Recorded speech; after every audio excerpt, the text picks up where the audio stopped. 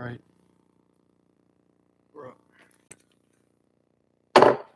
Good evening. Welcome to tonight's meeting of Bethlehem City Council for Tuesday, May 19th, 2020 at 7 p.m. here in Town Hall.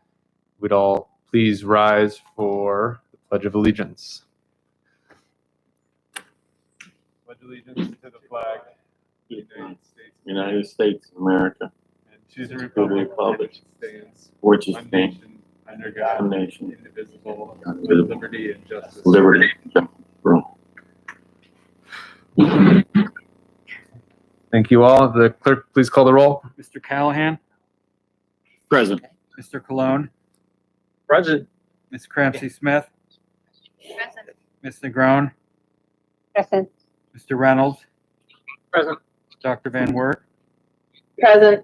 Mr. Waldron. Present. Thank you for joining us. Joined this evening by Mr. Evans.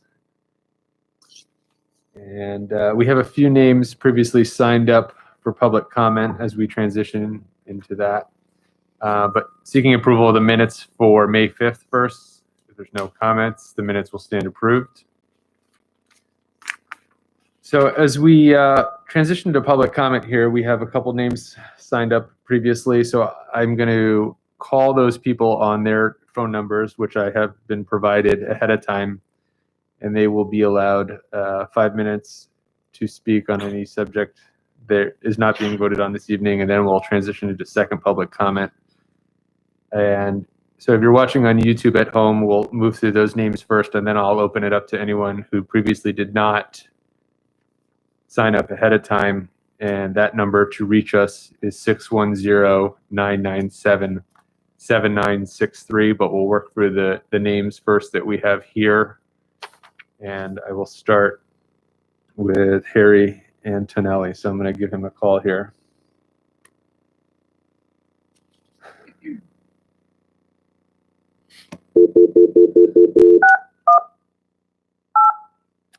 I'm going to start over here.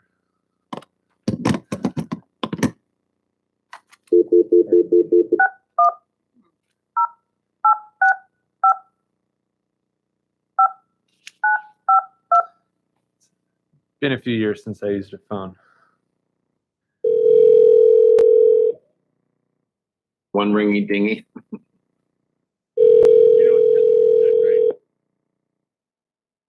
A ringy dingy.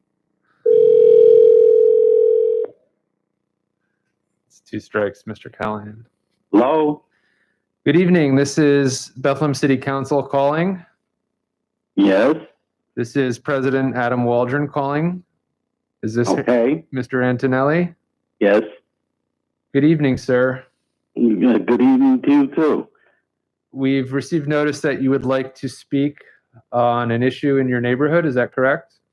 Yeah. Sir, if you don't mind, before that, would you please give your full name and address for the record? Okay. Harry J. Antonelli. 1527 Siegfried Street, Bethlehem, PA. Thank you, sir. If you please proceed with your comments. What I wanted to know, is there a law on the length of a leash when you're walking a dog? I do not know the answer to that. My initial guess would be no, but that could be a question for someone in the police department who might have an answer for that. Have you had any ability to reach out to someone in the city to ask that question? No. Well, I did. I asked an officer, and he says he was going to look into it. What I'm concerned about is, and who would enforce that? Is the officers, do they enforce a leash law? If it is a city ordinance, in fact, it would be enforced by the police department. Okay. Well, if you don't have any, how do we know what to do? Because I have people that come, in particular, that bring their dog on a long leash that comes all the way up to my house. It roams the front of my yard all the way up to my azaleas, which are right under my window. It's about 20, 25 foot. And I don't appreciate it. I can, So I what can can be imagine. done about this? Um, Because I know Philadelphia, I've been looking on their ordinances, and I believe it's a 6-foot leash that they, hold their dog on. Because you can't walk a dog and have them running out 20 to 25 foot and through people's yards. That's not right. We're not the only. Yeah, and I ain't the only one that this happened to. I understand. You might have a little success with a polite conversation with the dog's owner and ask them. I'm not going there. I told the officer he has a beware dog sign on it, At least he did. on his fence, as far as I can. Last time I was by there, and I don't want to deal with him, because any guy that does something like that ain't worthwhile dealing with. He has no respect for nobody. Anybody that lets their dog just go anywhere they want, and how do I know? I come out and find dirt in my yard, Somehow, and it's no little dog. This dog is a Great Dane. Sure. Yeah. I can understand the frustration, sir. I'll tell you what we can do here. We'll have our city clerk look into see if there's an ordinance on the books. And I called the clerk, and they said there was no ordinance. okay, That's why they told me to call, that you would call me. yeah, you might also be able to reach out to the police not emergency number, and that might be a good starting point to find out what can be done. If there is no ordinance, maybe just a cordial visit from a police officer might be helpful. Well, I tried that, and they didn't connect with them, so I have no idea. And the police officer never got back to me, because the person, according to the police officer, the first time this happened, nobody was home. Now this just recently happened again, and I haven't heard back from him, so I have no idea what's going on. about a week ago. Yeah, and that's around a week ago. Well, I would say maybe give another call, and our business administrator is here, and maybe he could relay that message to the police chief and see what can be done. But we have your name and contact information at this point, sir. Okay, well, if you find out what can be done, will somebody get a hold of me? I would think so, yes. All right, because I'm gonna be calling again. Now, I have another problem too. This is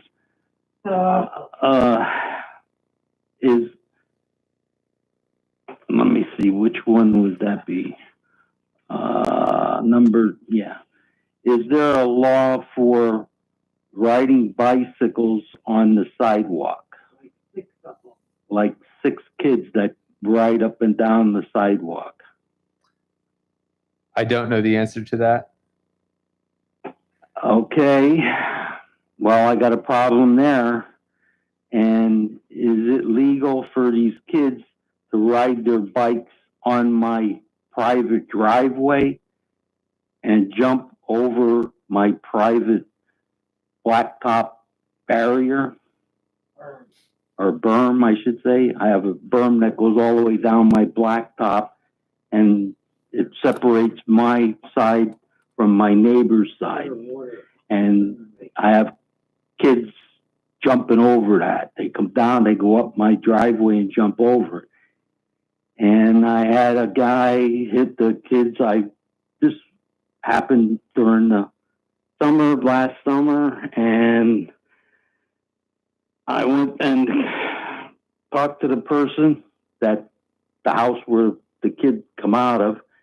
And he says his mother wasn't there, and then I never heard nothing after that.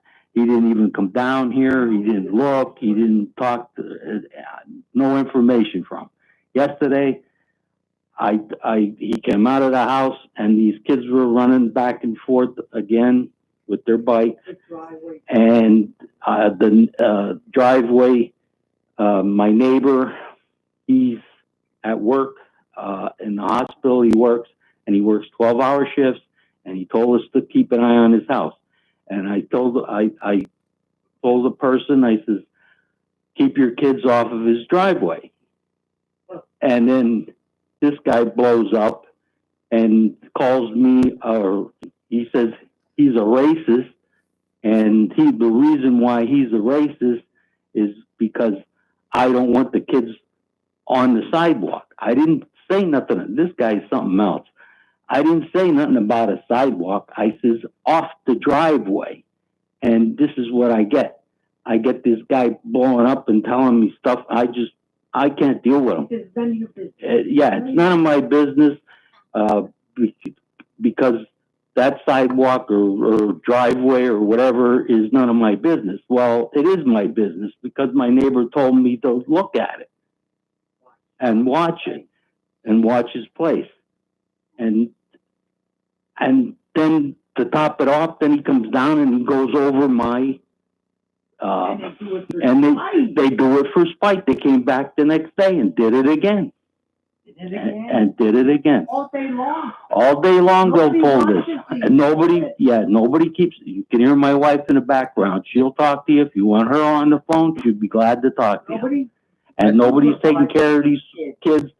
And she should know. She worked down at juvie. She was a cleaning person. And then she told him that, how would you like to call the juvie? Because she figured maybe she could scare them so they would stop this. Because I don't need it.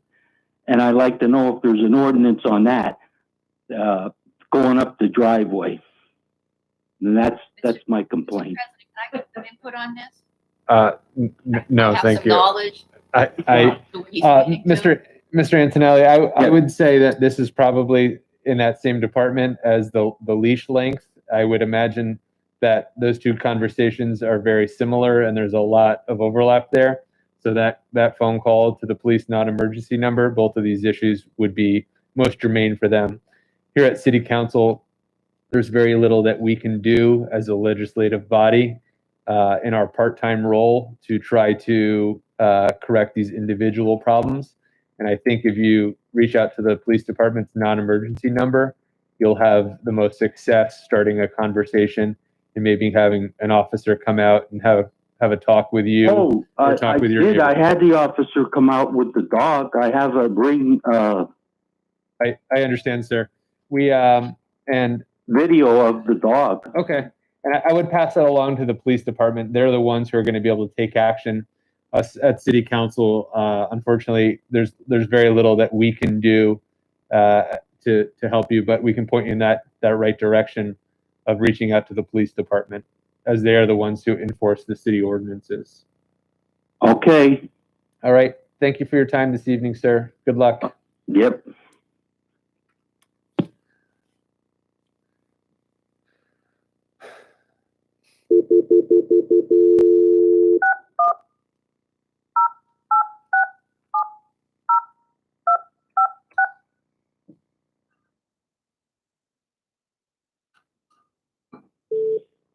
Yeah, you got Night of the Arts Attractions, Artie Curatola from Night of the Arts Attractions. Call me back. I'm on the phone right now. I can't talk right now.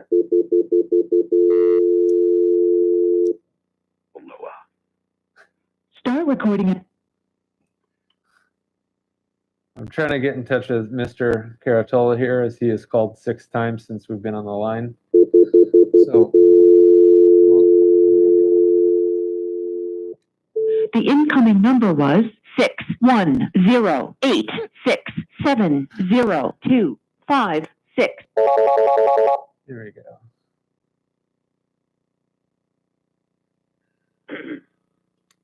Mr. Caratola. Hey, how you doing? Oh, much better. How are you? Okay. when can you get me on? You're on now, sir, if you don't mind stating your name and address for the record. Oh, Thank you. Okay, sure. Okay, it's Arthur Curatola, 813 Lawford Street, Bethlehem, Pennsylvania. Go ahead. The last meeting, I forgot to say a very, very important things. In view of being Public Service Recognition Week, as it was last time, at the last meeting, I said last week, the last meeting, I'd like to thank all of you who serve our country, City Council and all the elected officials. After November election, if I get elected for mayor of our city, it'll be an honor to serve with you all. But right now, though, let us be an example to show everybody that's in doubt that elected officials do truly earn their money. For right now, let us be an example to all people in other cities in the U.S. that our city of Bethlehem was named after the city that Christ was born, that we do what we need to do to get this country back on track. Calling our city the Christmas city, we need to follow what Christ said in the good book. We must be an example. Some say, if government leaders are truly concerned about the health and safety of the people, why didn't they make it that people could pick up all the products that they need for this germ warfare? Why were the shelves empty from these products in all the grocery stores and all pharmacies too? They couldn't get anything. Every factory in every country who produce sanitation products should be in full production 24/7. I truly can't believe that not one country in our entire world kept up with the supply and the demand of the people for sanitizing products. Let's make this happen for our city and see that the people have what they need. I can't believe that not one country had rations aside to give to people who are too sick or too old to work, let alone our country. I do believe that if the plan was to kill off the people who are not productive and spread fear and control over the lower and middle class people, that plan worked and is working. But if our world leaders are so concerned about the well-being of the people, they would follow all the measures that are I stated in the last Cinco de Mayo meeting of Bethel. People need to practice social distancing and wear masks and gloves whenever out in public or at work. But if they dispose of them on the ground of the public, they should be heavily fined or locked up as a terroristic attempt to overthrow our government and cause harm to the people. Pets should not be permitted to roam the streets, for the virus can easily attach to the paws, bringing the virus into the house. Owners guilty of letting this happen should be heavily fined. People need to be responsible for strengthening their immune systems and not do anything that will lower it. No government, let alone ours, should condone this action. All fast food places and liquor establishments need to be closed until this virus is completely under control. Prohibition wasn't needed back in the 20s and the 30s, but it's definitely needed now, and then some. Fried food, junk food should not be permitted to be sold or given to anyone. If people want to choose to mess up their immune system, they have the right to do it. But we don't need to help them, especially to deliver it to their doorsteps. We need to quarantine the sick, not the young and the healthy. The young and the healthy need to go back to work so we don't get any deeper into a depression. Boost the immune systems of the sick and the elderly by giving them nutritional supplements and do our best to weed them off drugs, junk food, alcohol, and non-motivated lifestyles, leaving their bodies without exercise and not do everything that we can to help them boost their immune systems will leave the sick and the elderly vulnerable to all diseases and viruses. Freedom of religion, that First Amendment right to practice and worship God in the church of the ones that we choose, is taken away from the people by the governors of all states. They could have easily made it that the spots in the pews for people to sit had to be marked every 6 feet. The ushers could have escorted the people as they came in to fill up the spaces from the front, having them 6 feet from each other. Then again, 6 feet social distancing in an orderly fashion upon leaving. Instead, they close the churches, classifying them as non-essential businesses, but they leave the junk food stores open. Yes, there's a virus. Thank you, Wuhan, China. Now we all have to be extremely cautious and practice social distancing and lay low. But we need to keep our city's economy up. We don't need to add to the shutdown of our country.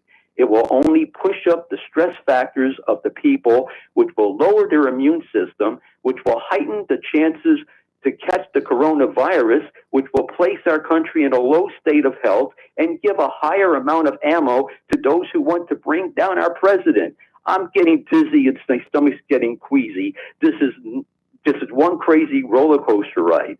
When I'm on a roller coaster, I like to have fun and enjoy myself. Please, let's do everything that we can to get our country back on track. God bless you all. Stay safe and stay healthy. Thank you, Mr. Caratola.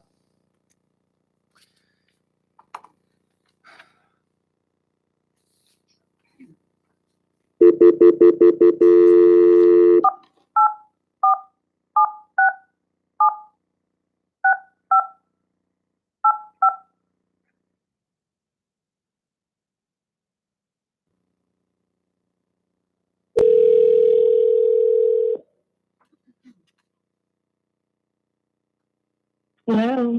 Hello, Ms. Toulouse. This is Adam Waldron calling from Bethlehem City Council. Hi, Adam.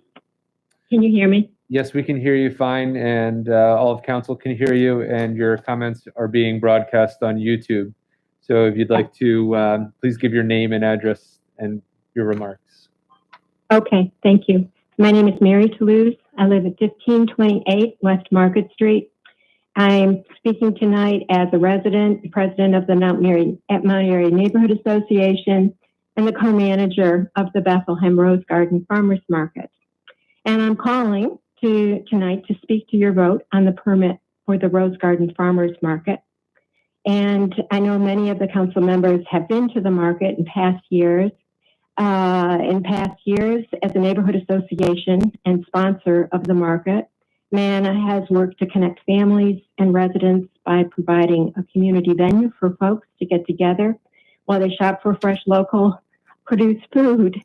But this is the year of the coronavirus, and our focus is still on providing healthy local food, but also on maintaining healthy social distance practices to keep our patrons, vendors, and volunteers safe. So we hope that people will be encouraged to come to the market this year. My understanding is that most of you are in favor of voting for the market. Most of the council knows about it, the mayor. So I take your time tonight to note publicly some of the important issues that have risen as we put the market together this year. Some of them are concerns, some of them have been challenges, some are accomplishments and things that we would like to do better, perhaps with the help of the city. To begin with a challenge, that being COVID-19, our volunteers were able to put together a set of rules to ensure safe shopping guidelines. And that is thanks to a series of forums for market managers. This was run by the Pennsylvania Department of Agriculture and the Lehigh Valley Buy Fresh, Buy Local. So that is a shout out to those organizations and the help that they gave us there. One of our accomplishments, I guess it's an accomplishment, the big industrial meat packing plants are in a mess. We've seen that on TV, in the news. Working conditions are atrocious. Employees are sick, and there's a meat shortage. And in Bethlehem, even in Bethlehem on the local level, we're starting to see our grocery stores are limiting how much you can buy of meat and what kinds. But by sponsoring the Rose Garden Market and Farmers Market, and with your vote this evening, Bethlehem will be providing range-free chicken that is raised and butchered by the owner, who in his day job is also a nurse in charge of an ER in a local hospital and an expert in health protocols. Our beef and pork is raised organically on a local farm and butchered in Quakertown. So that, I think, is one of the advantages of having a local farmers market in Bethlehem. Also, one of our successes is that we were able to put together a roster of approximately 12 vendors of essential products, no crafters this year, for our market. But this is also a success, which is coupled with a worry. Every morning I read Dan Barber's food blog, and for those of you who aren't familiar with Dan Barber, he is a farm-to-table chef and author working for the Rockefeller-funded Center for Food and Agriculture. Barber reported this morning about a recent survey that said that 30 to 40% of our small independent farmers will go bankrupt this year. And I know Bethlehem is an urban space. We don't have much farmland, if we have any, but it is so very important to continue supporting our local farmers through farmers markets.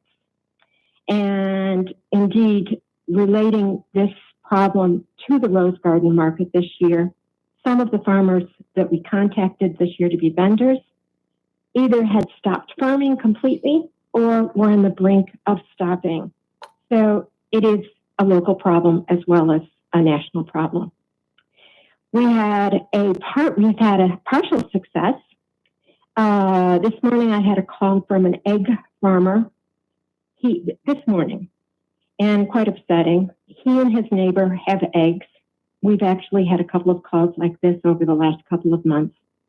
He and his neighbor have eggs they'd like to sell at the market, like the Rose Garden, or they'll be forced to kill their chickens, which in the long term, I mean, that's a horrible thing, but in the long term means that we'll have a shortage of eggs later on.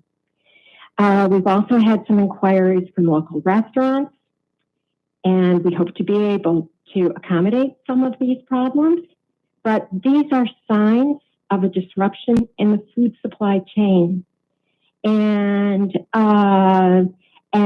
your farmers market in Bethlehem, you have two of them, are helping to pick up the slack on some of this disruption by hoping to be able to bring these people to the market. Sometimes I get the feeling that the city doesn't consider farmers markets an essential partner in the supply chain of food, but it is. Another success, hopefully, and one where we would need your support, is we would love to have the city showcase its farmers markets. You have two of them. Both of them are run by nonprofits. Bring more people to get local products. Your support doesn't require necessarily a lot of money. Sometimes it just helps with the little things. Put us on your webpage, front and center. Bethlehem has 2 farmers markets. We could also use a helping hand once in a while. For example, this year we have to enclose the farmers market and the Rose Garden with yellow tape, at least for a while. This is for crowd control purposes and social distancing. And we're asking the city to use 5 or 6 of the parade barricades that you've put up. We would need those to mark off our entrance and our exit to the market. To do this, the city workers have to drop off the barricades and then pick them up, and we would be charged $109 a week. And if we have to do this for 10 weeks, that would be over $1,000, money that we really don't have. We're hoping that we could perhaps get a waiver on this, and maybe the city workers could drop off the barricades when they cut the grass so that it's not really extra money that would be spent on this. So, and then my last point is a success, but it's a success that needs to look to the future. It needs some planning, because really this whole food question is really a complex question. You have the unemployment rate in Bethlehem, which is huge, as it is elsewhere. The food pantries are looking for food if there's a shortage. With climate change, my farmers say, oh, we had hail last week, we had a frost the week before, we had a hot spell 2 weeks before, the buds came out and the buds fell off. Some of the farmers are concerned about having enough affordable food for our community. At your last council meeting, some council members spoke about having community gardens. There are movements like the Unity Garden group and the Kitchen Gardens that are opening up community gardens in parks, in city parks, to help with the situation. City parks, in this sense, are being used as community spaces, not just for recreation. There's a community garden opening in the Battery Park in New York City in front of the Statue of Liberty. Give me your tired, your poor. There's a kitchen garden opening in Paris, in the Tuileries Garden, right in front of the Louvre, for people to be gardening and providing food for the unemployed. But successful community gardens take planning. That means long-term. There needs to be an educational component.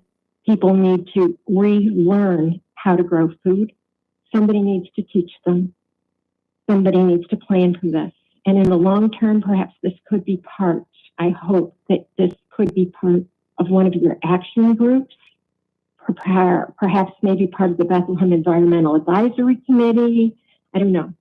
But in the short term, given the pandemic, perhaps the city could start now with designating some potential garden space in the parks.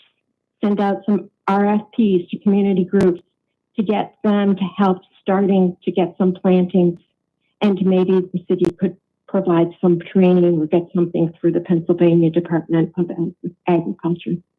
In any event, thank you for your attention, and thank you. I hope that, thank you for what I hope will be a positive vote for the permit for the Rose Garden.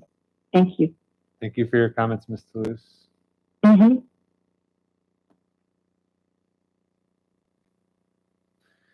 So at this point, we'll open up public comment to anyone who hadn't previously signed up. That'll be for any ordinance or resolution that's on the agenda, as well as any subject not being voted on. So if there's anyone who didn't sign up and like to speak and make comment to Bethlehem City Council, that number is 610-997-7963.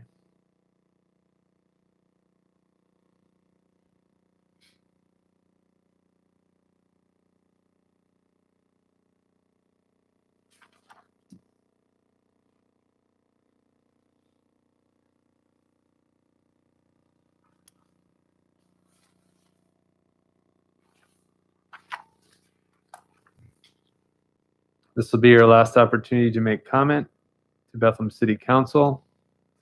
That number is 610-997-7963.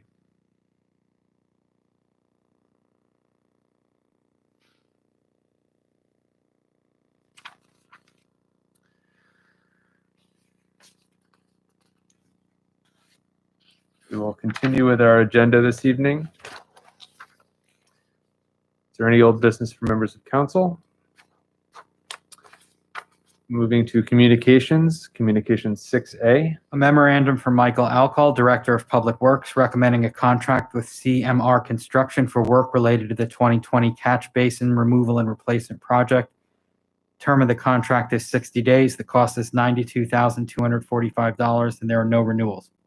Resolution 10D is on the agenda, communications 6B. A memorandum from Michael Alcall, Director of Public Works, recommending a contract with B&F Petroleum Installation, Inc. for work related to underground storage tank replacement at the municipal garage. The term of the contract is 180 days. The cost is $294,725, and there are no renewals.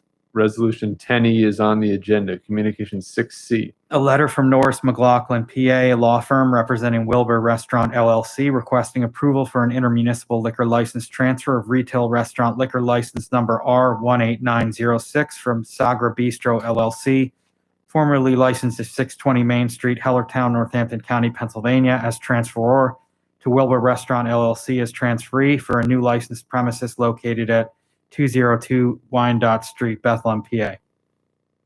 I will accept a motion and a second to schedule a public hearing on the proposed intermunicipal liquor license transfer on Wednesday, June 3rd, 2020 at 7 p.m. in Town Hall. Is there a motion? I'll make the motion. Motion by Dr. Van Wert. We'll give the second to Mr. Cologne. If the clerk would please call the roll on the motion. Ms. Negron? Aye. Mr. Reynolds? Aye. Dr. Van Wert? Aye. Mr. Callahan? Aye.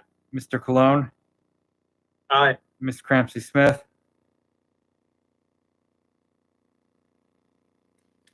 Aye. Mr. Waldron, Aye, passes 7-0. Public hearing has been scheduled for Wednesday, June 3rd, 2020 at 7 p.m. in Town Hall. Due to the COVID-19 emergency, public access to Town Hall may be restricted on that date. The meeting will be live streamed on YouTube on the City of Bethlehem Council YouTube channel. Instructions for making public comments by phone will be posted on the city website and distributed to the public prior to the meeting. Those instructions will be very similar to what we have previously done for public comment, where folks are able to sign up ahead of time or dial in if they see fit to make comment to council. Moving on, Communications 6D. a memorandum from Edward Boscola, Director of Water and Sewer Resources, recommending a contract with Borton Lawson for work related to the wastewater treatment plant influent pump room upgrades. The term of the contract is 18 months from the notice to proceed. The cost is $147,400, and there are no renewals. Resolution 10F is on the agenda. Communications 6E. A memorandum and proposed resolution from Councilwoman Grace Cramsey Smith in support of Pennsylvania General Assembly House Bill 432, amending the Workers' Compensation Act by providing for compensation for post-traumatic stress injury for first responders. Currently, employees of the City of Bethlehem are covered under the Pennsylvania Workmen's Compensation Act for post-traumatic stress injury, with the exception of firefighters, police, and EMS workers. However, these critical city employees are frequently subjected to traumatic and stressful situations and are at high risk of suffering from PTSI and are at the front lines of fighting against COVID-19. Resolution 10G is on the agenda. Moving to reports, I have no reports this evening. Mr. Evans? Thank you, President Waldron. Represent Mayor Donchez this evening is unable to be with us. I have 3 administrative orders as well as a number of updates for council. Administrative order number 13, I hereby reappoint Denny Thurman Iyer, 135 East Market Street, Bethlehem, PA 18018, to the Bethlehem Fine Arts Commission. The appointment is effective through April 2023. And the resolution to confirm is sponsored by Ms. Negron and Mr. Waldron. Discussion? The clerk, please call the roll. Ms. Negron. Aye. Mr. Reynolds. Aye. Dr. Van Wert. Aye. Mr. Callahan. Aye. Mr. Cologne. Aye. Ms. Cramsey Smith. Aye. Mr. Waldron. Aye. Passes 7-0. Thank you.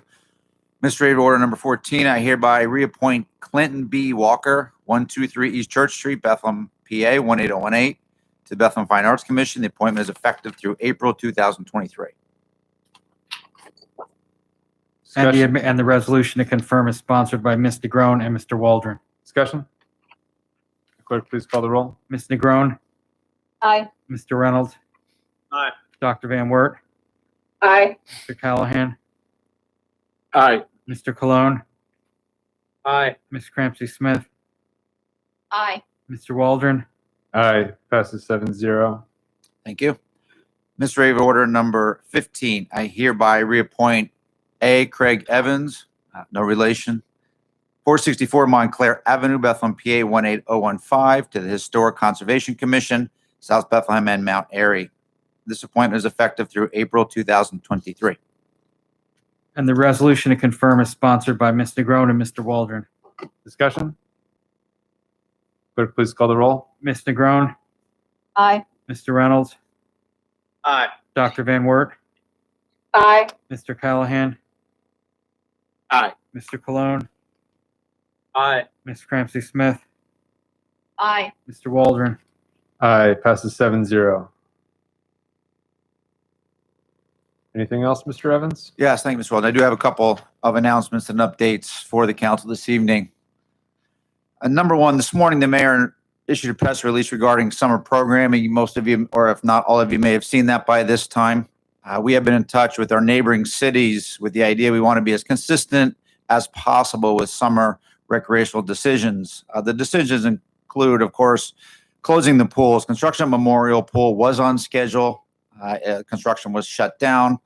When construction restarted, so did the construction at Memorial Pool. So they are operating 100% again, and the pool will be ready for next season. But at this time, none of the pools will be opened. The parks programming, Music in the Parks series, movies in the parks, as well as the Sand Island tennis courts, which require substantial setup, are closed or canceled for the season. The following are closed until further notice and will be reevaluated when we move into the yellow phase. That is Escape Plaza, the dog park, basketball courts, pavilion rentals, as well as rentals for the Charlie Brown Ice House and Ilex Mill. What is open or remain open are the neighborhood parks themselves, although residents are encouraged to stay off the playground equipment. Tennis courts remain open at Clearview, Monocacy, and Westside. We ask that users use the posted guidelines as well as the trails, again, with the recommendation of proper social distancing. And number 2, we are developing a business plan for both the north side and south side with outdoor dining. Easton has shared a tentative plan for when restrictions ease, and some of the cities around the country with fewer restrictions are already piloting such programs. We're all certainly understand how important small business is to Bethlehem. We want to supply all of the support we can. Alicia Carner and her team are actively reaching out to merchants to identify their needs and requests so we can implement them when the time is right. The mayor did send an email to council yesterday with information from the Pennsylvania Department of Agriculture that outdoor eating areas, including picnic tables and open areas, are not allowed under the red or the yellow phases as they consider it dine-in service, even though it's outside due to the concern for gathering. So we will work as we can to develop plans moving forward. 3, the administration certainly supports both council resolution as well as the chamber's ongoing efforts to encourage customers not to use third parties when ordering takeout service from our merchants. Number 4, we are now taking steps to safely reopen City Hall. Yesterday, our Emergency Management Director, Bob Novotnik, as well as our Human Resource Director, Michelle Sahaki, led training on enhanced cleaning procedures, which will take place and have been taking place, but will continue at City Hall as well as our other facilities. And we also started to unroll the policies for movement within City Hall once we do open up. I will note the new security system will be active. The new front counter will be established with new rules and guidelines. The date has not been set for the reopening. The mayor, on number 5, the mayor would like public meetings to begin again in June. Our IT staff has worked with Director of Zoning so we can to make sure we have the capabilities needed to make those virtual meetings work. As we know, we've all been to zoning hearing board and planning commission meetings in past, and they have a little bit different needs and requirements than what city council does. So we are looking to make those modifications so that can be ready when the zoning hearing board meetings start. Number 6, an update on the Yard Waste Center. It opened when we announced that last meeting. It has been running successfully for a couple weeks now. We will add that soon mulch pickup and loading will be added to the services at the center. Plans are being finalized as well for the reopening of the recycling center. No date set for the reopening yet. It does require a little more logistics with lack of running water and as well as some social distancing issues with some of the collections, cardboard amongst that. So we're still working through that and waiting for the right moment. Number 7, the golf course was opened on May 1st as per the governor's direction and has been very busy.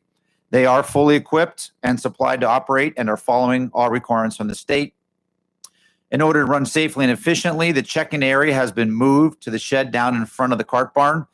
They do operate from behind a window and are cashless at both the 18-hole and the 9-hole and driving range. As far as projects at the course, the lot has been repaired and paved in areas needed, and the large bunker project is now complete. The final large projects will be the cart paths and the moving of the pro shop down to the area where the shed sits now, and we hope to get those projects out to bid sometime early summer with the goal of taking on those projects, both of them in the fall when play slows. Number 8, update the Bethel Mayor Public Library. We have had several discussions with the library director, Mr. Josh Burke, and he's preparing a plan that includes guidelines from several sources, CDC, libraries across the state. They're all, from counties that are already in yellow, as well as the Department of Education. No date is set for opening. They are following the plan. When the governor moves to yellow, they'll be able to offer a number, but not all services, but they will be able to start circulation now. But those items amongst that plexiglass and other circulation issues as far as population and users are being worked out. Number 9, the Bethlehem Parking Authority, they struggle, as many companies and organizations, with the lack of economic activity. And the result is a lot less parking, a lot less revenue for the parking authority, both in the meters, in the lots, in the garages. Adding insult to injury, you may have seen this announcement, which was a press release today, that Mobile Now ceased operations yesterday. The interim director, Mr. Steve Fernstrom, was actually contacted directly by a very emotional owner that delivered that announcement to him. The information, once it was collected, was immediately posted on the BPA website, and the link to Mobile Now is included for customer support going forward. A press release was also issued and picked up by the newspapers. At this time, the efforts are being taken to remove 1,300 stickers across all the meters, as well as 50 signs throughout the city at the different facilities. The authority is also coordinating with Allentown and Easton, both who used Mobile Now, to bring on a new company that will be able to provide service to the 3 cities. They are so far reporting positive movement. The group is giving the group approach is giving them leverage in the pricing, as well as ability to provide continuity across the 3 cities of the Lehigh Valley, and they hope to have that transition to the new carrier completed soon. And number 10, and lastly, as we hover in the red phase with hopes of entering the yellow soon, it is sometimes difficult on how to interpret the governor's directives under the phases. We do know that people are struggling to make things work, and there have been a few complaints received about businesses being open. There have been warnings issued. The warnings are per policy from both district attorneys at this time. After a number of warnings are issued, we will then follow up with the district attorneys on how to proceed. We want to give spacing, but at the same time uphold the governor's directions. And with that, that ends the update from the mayor's report. Thank you. Thank you, Mr. Evans. Obviously, there's a lot to digest there, as the city encompasses many things and affects just about every aspect of life throughout the city. I think one of the biggest blows was the closure of the pools, and I guess that was the last semblance of normalcy that people were holding on for summer to continue in some respect, but that understandably is not going to happen. I'll turn to other members of council to see if they have any comments or questions on that. Mr. Reynolds? Yeah, I just had a couple of questions. One is, they're all for Mr. Evans. He had said that we were taking a look at kind of establishing some kind of local rules or regulations or ideas. And I know he had said that that was being worked on with the mayor and Ms. Carner. Do we have an idea of when we're planning on releasing those I guess we would say tentative plans, because we don't know what we're going to be allowed to do. But do we have a sense when we might, as a city, be able to make those public? There's no sense yet that they're still in collecting I guess the list of requests. There's a number of different ideas, from closing streets to increasing the size of those parklets that we've used in the past with some level of success. And once we're able to get a sense from both the north side and south side, our goal, of course, is to remove or reduce the barriers that sometimes slow that progress down with the idea of permits. But we do need to include to make sure the fire is included, as well as engineering and safety and that insurance is in place. So it is a race to put the plan out there, but we want to be deliberate. The fact that some counties are yellow, we'd hope to get a little bit of a, I guess a pilot program. We could, and it was a little bit of a punch that when the Department of Agriculture came back with that ruling that even outside the idea of closing and really opening a Main Street for maybe a night or certain nights to provide that social distancing and let it almost like a curbside drop and go, which we felt would be perceived to be takeout, that their interpretation is no, that's dining because it draws the gatherings and therefore it is not allowed. Put some pause to it.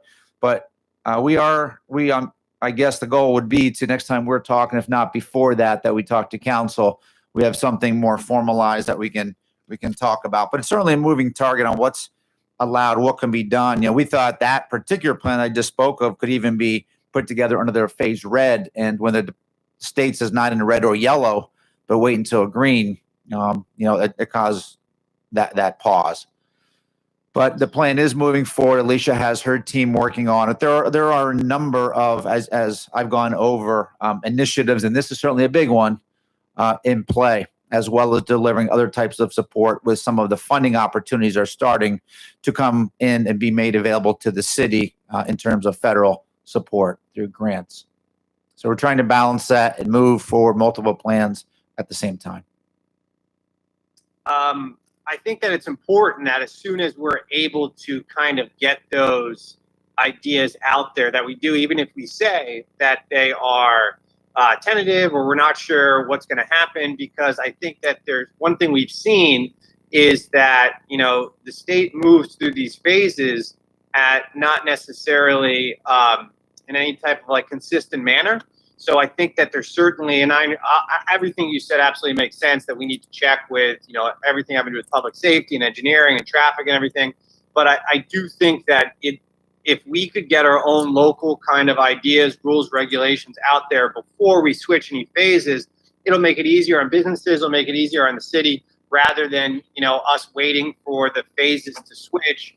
And then at that point, say release our particular rules or regulations there. I also think that since the city is going to have to do some of the local enforcement, we should at least internally be thinking about what are the types of things that, we're going to be able to give flexibility on. We've certainly seen other elected officials. I think you had just mentioned the district attorneys, as far as their opinion about businesses being closed and things like that. So I think that this is an opportunity for us to really kind of test our flexibility here on what we can allow safely, obviously, so the businesses and the people of Bethlehem know that we are ready to go.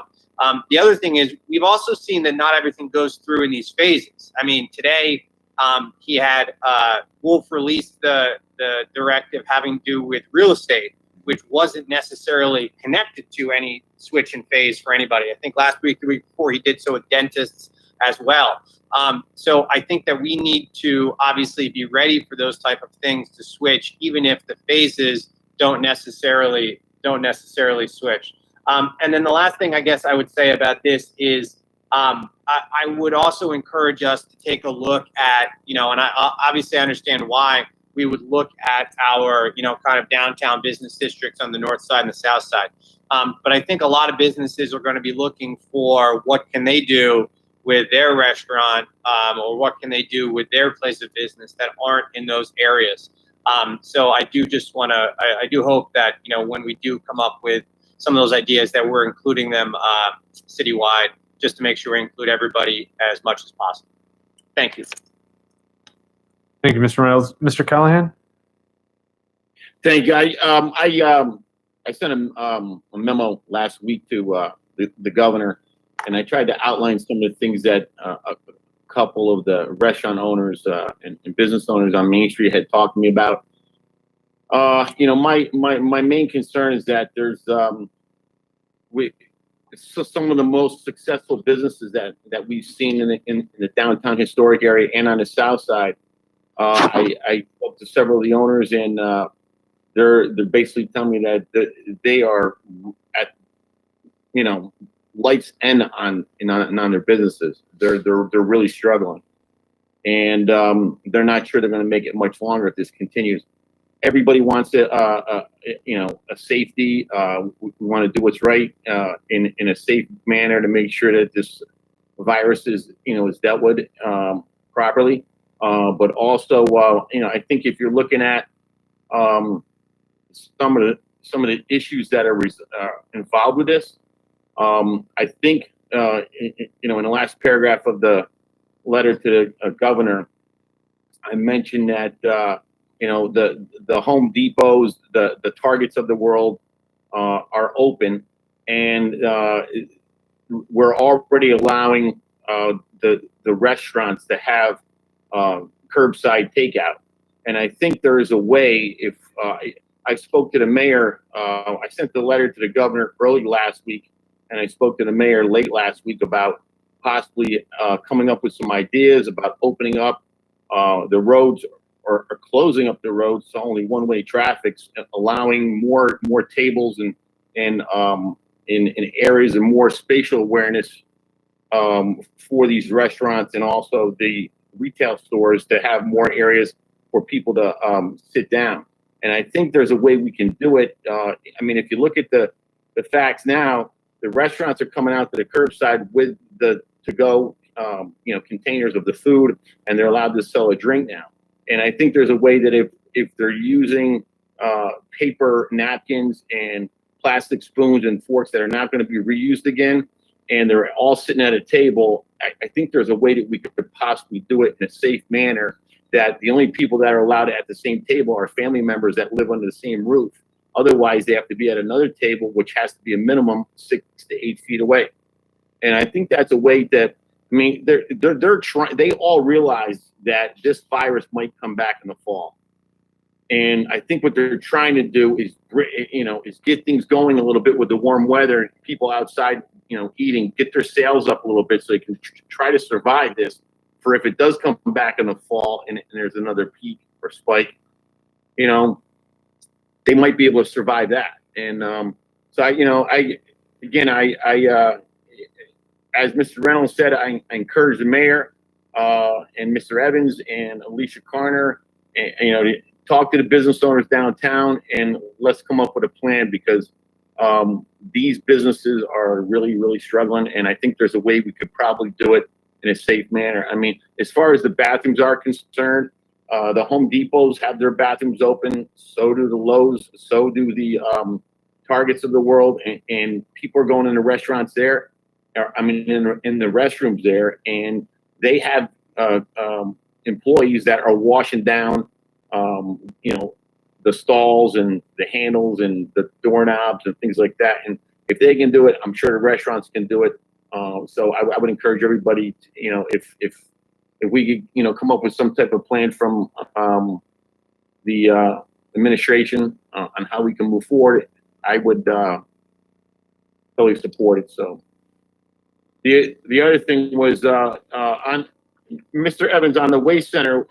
What are the hours now for the compost site? I'd have to go back and check the website. I know it was Monday through Saturday, but I don't know the hours. But they were posted to updated on the website when the changes were made from closed to opening. All right. So and then last but not least, I wanted to congratulate Mr. Kelchner and his staff over at the golf course. I've been over there 3 times in the last week and a half, and I can tell you it's in great shape. I've never seen it that way, and everybody's raving about it. The traps look great.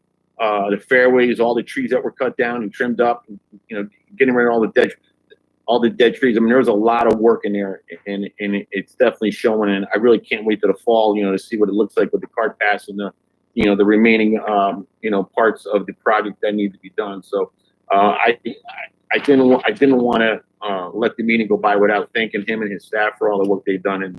And I've told them that when I've been over there in the last week and a half. So that's it. Thank you. I'll pass it on. Thank you.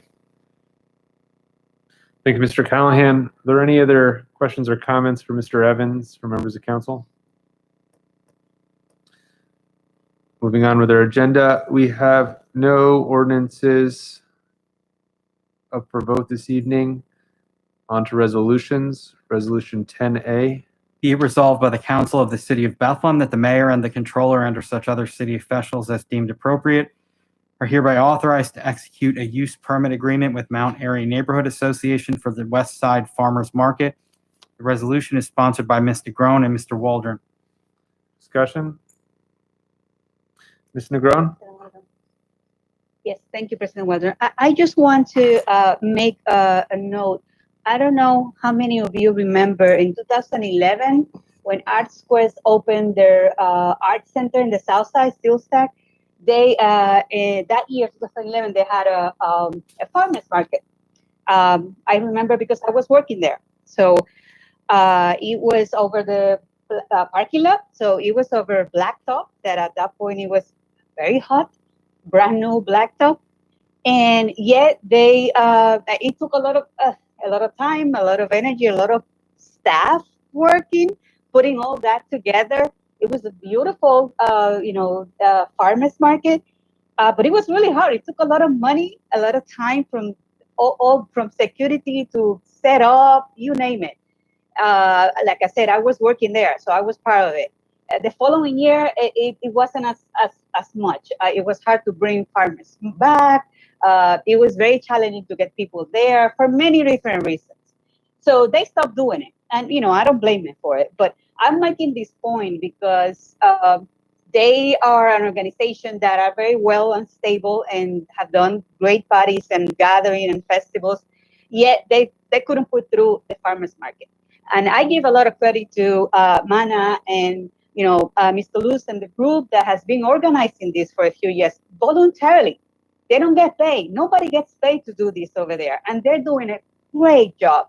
I've been many times every year to the market, and it has been a beautiful experience. Everybody's sharing as a community. So it's really a shame to hear members of the group feeling so frustrated with the lack of support from the administration. The administration should be like bowing to this group in appreciation for what they're doing for free.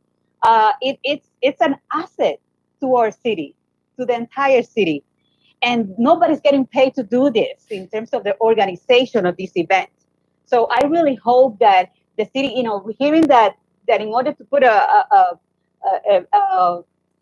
couple of obstacles down, that they're going to have to pay 100 and something. It's going to cost thousands of dollars at the end of the summer for them, when we should be taking care of it. Because again, it's a group of volunteers organizing something that is massive, that it takes a lot of time, that there's a good reason why ArtQuest doesn't do it anymore. I think that now more than ever, she mentioned the food shortage, and I mentioned that last city council meeting. I'm really concerned, and I think that now more than ever, the administration should really work for that farmers market and any other farmers market, any other group that decides. She talks about community gardens. I don't really understand. It's like we're working backwards. So I really hope the administration take the farmers markets, whether it's this one or many others. I know we have some sort of farmers market in the South Side and in other places, but this is a group that gets together voluntarily, organize a great farmers market.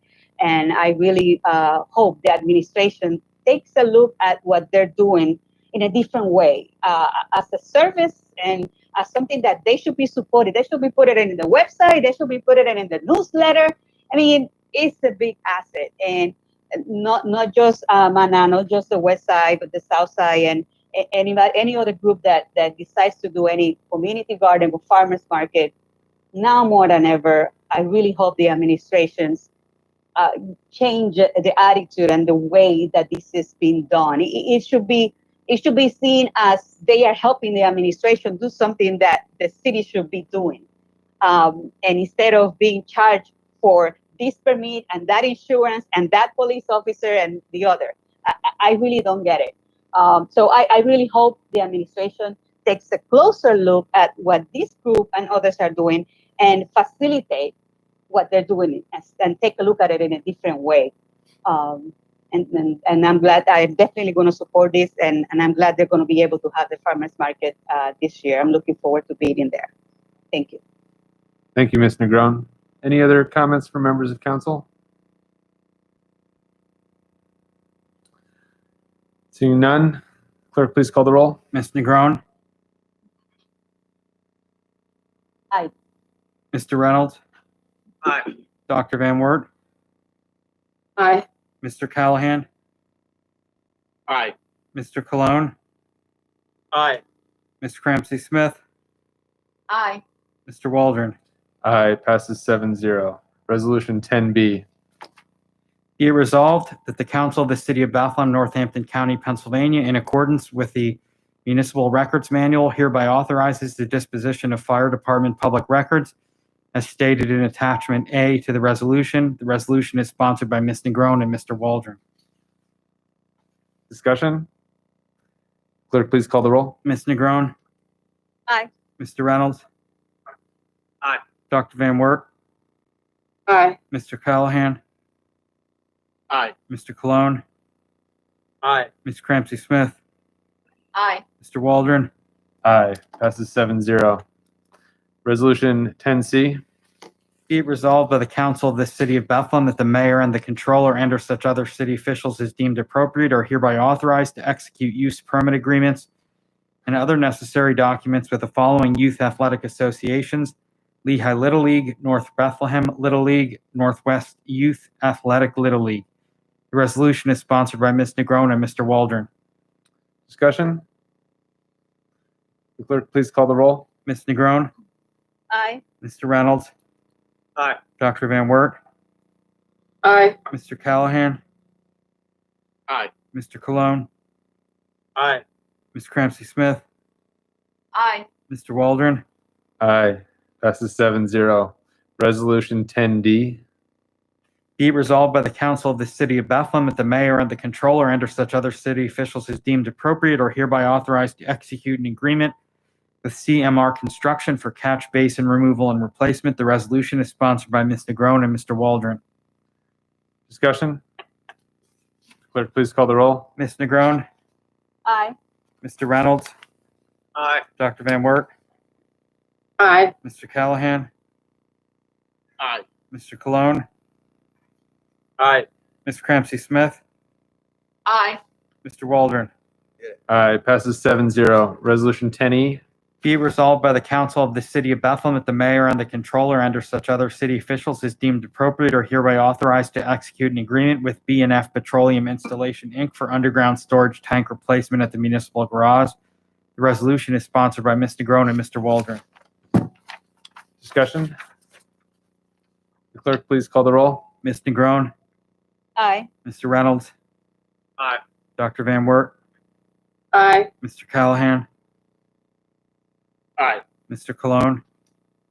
Aye. Ms. Cramsey Smith? Aye. Mr. Waldron?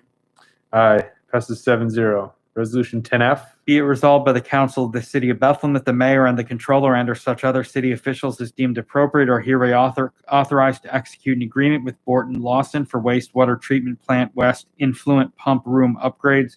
The resolution is sponsored by Mr. Negron and Mr. Waldron. Discussion? The clerk, please call the roll. Ms. Negron? Aye. Mr. Reynolds? Aye. Dr. Van Wert? Aye. Mr. Callahan? Aye. Mr. Cologne? Aye. Ms. Cramsey Smith? Aye. Mr. Waldron? Aye, passes 7-0. Resolution 10G.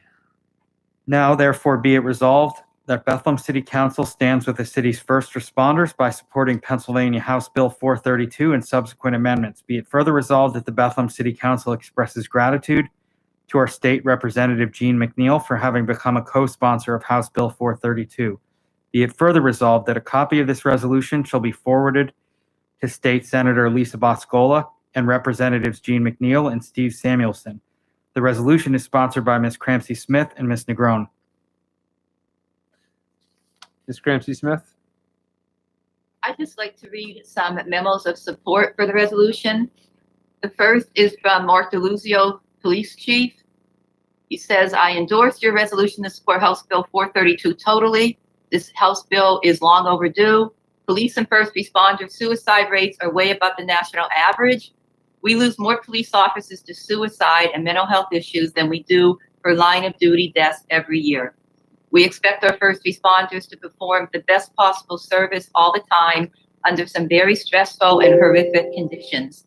This House bill is a simple way of saying thank you, and we care about you, your mental health, and your family. Thank you for proposing this resolution.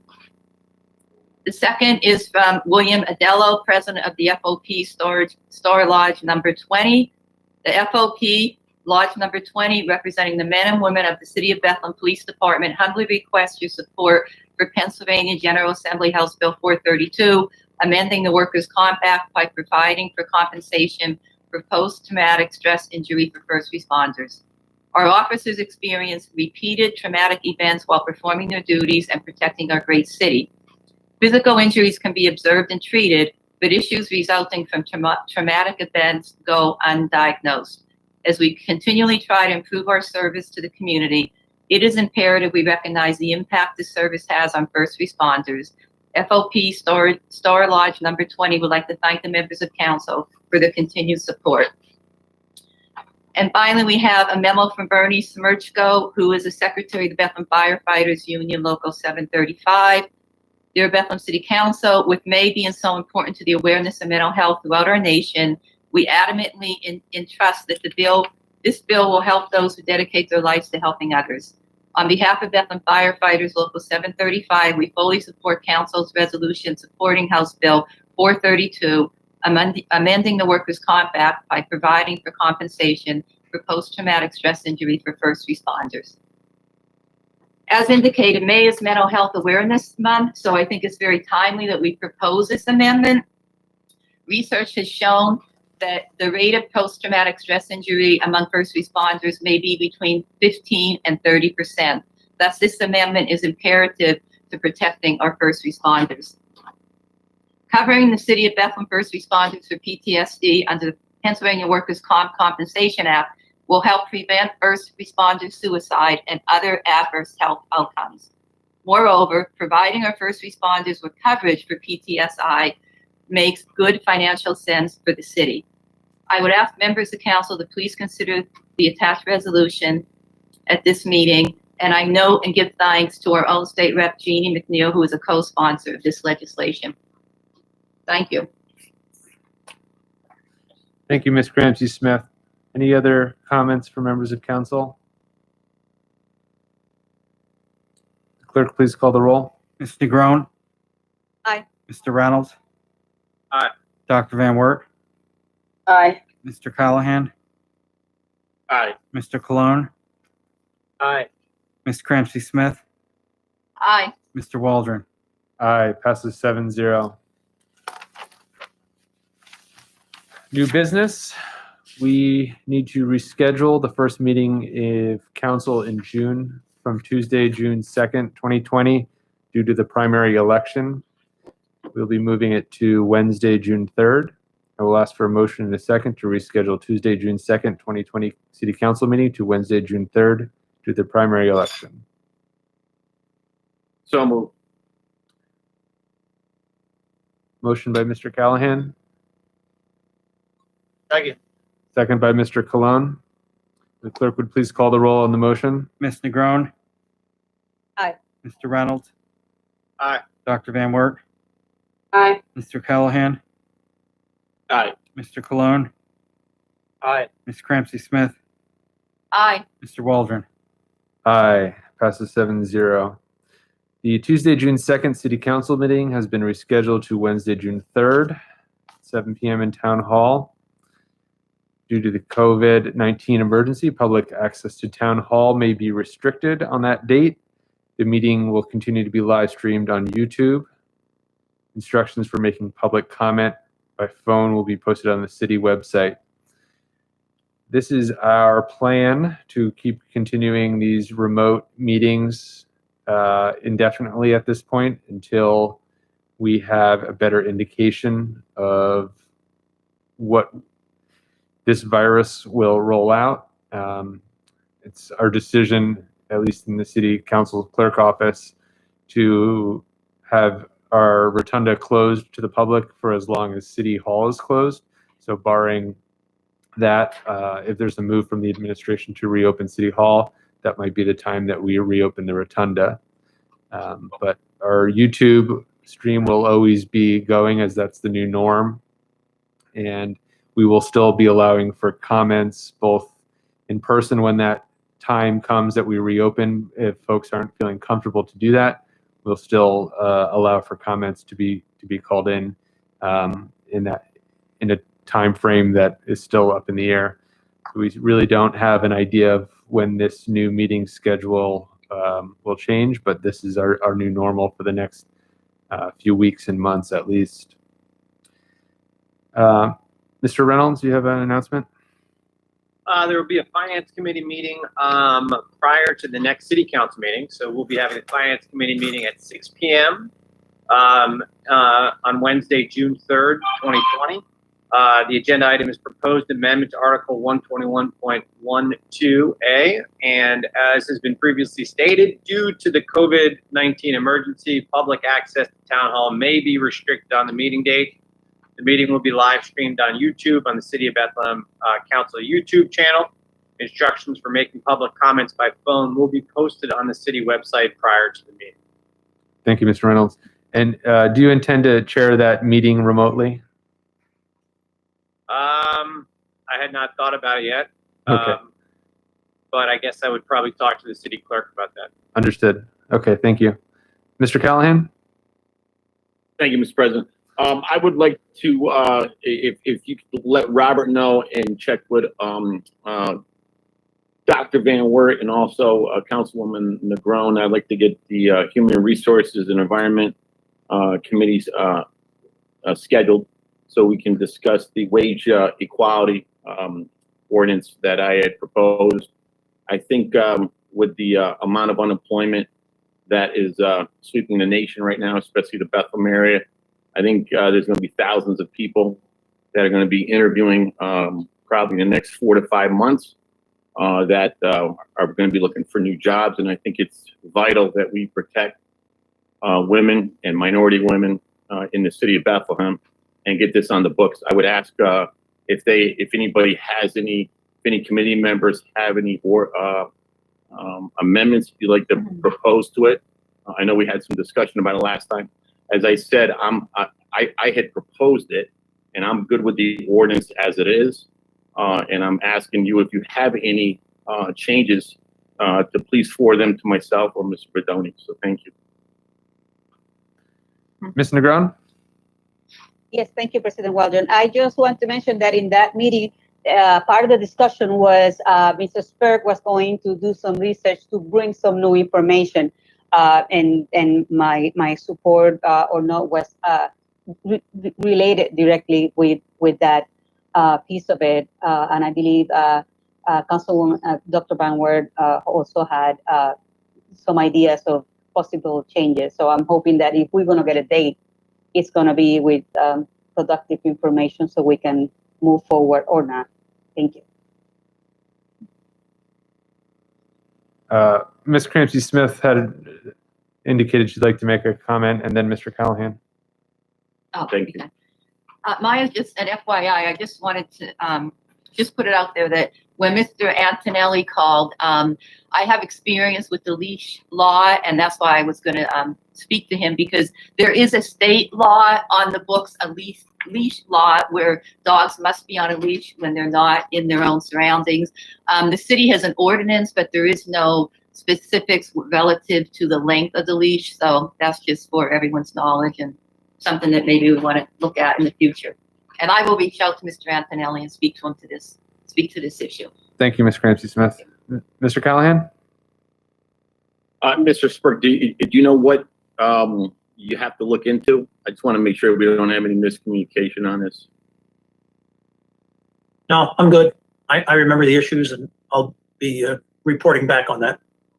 All right, thank you so much.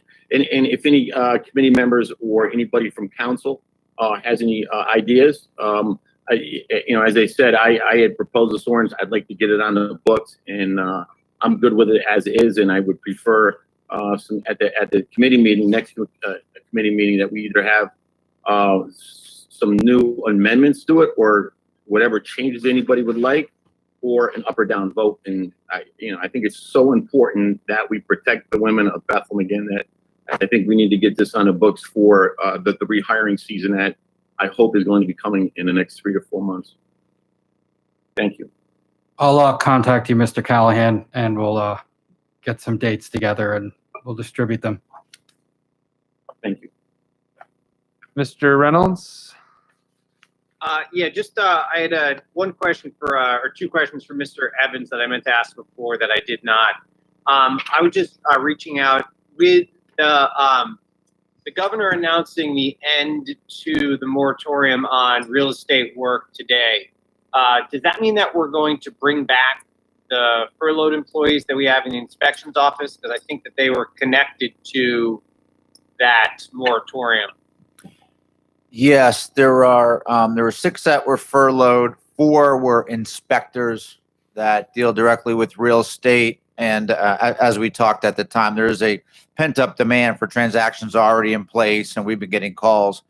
When can we send them out? So we will bring them back as soon as we get everything back in place. So it'll be the next coming days that they'll be back in place and right out in the field conducting inspections.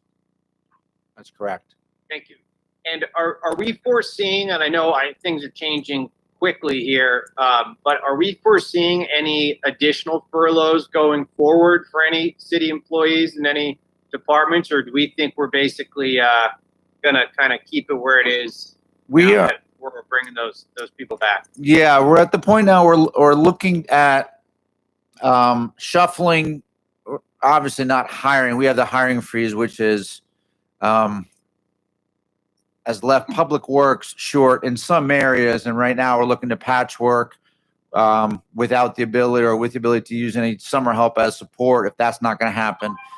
And there are shortages. How do those essential, I'm using the term essential services the government would use, but how do those regular routine services that the public works especially provides? And that is, the cutting the grass, things that I know when I was, and I'm sure you too, on as a council member, got probably maybe the most of the calls or emails about is a condition of the property, both public property as well as surrounding area support. So at this time, we're trying to make a go of what we have, not going any deeper at this time to provide continuity. At once you cut more off the bone than we do, you're going to see some real services stop. Some of the things we talked about. Do we discontinue street sweeping? Do we stop paving for the entire summer and fall a year behind? So those conversations continue to happen, but in most areas, we're kind of moving some people around to cover the functions and responsibilities that need to continue. Thank you. But it's an ongoing conversation. Yeah, we're not done, and we have not begun because to know on the backside of this again what 2021 will look like until we see, once we go to yellow into green, what's the response or what do we see on the backside? Any other new business for members of council? This meeting is adjourned.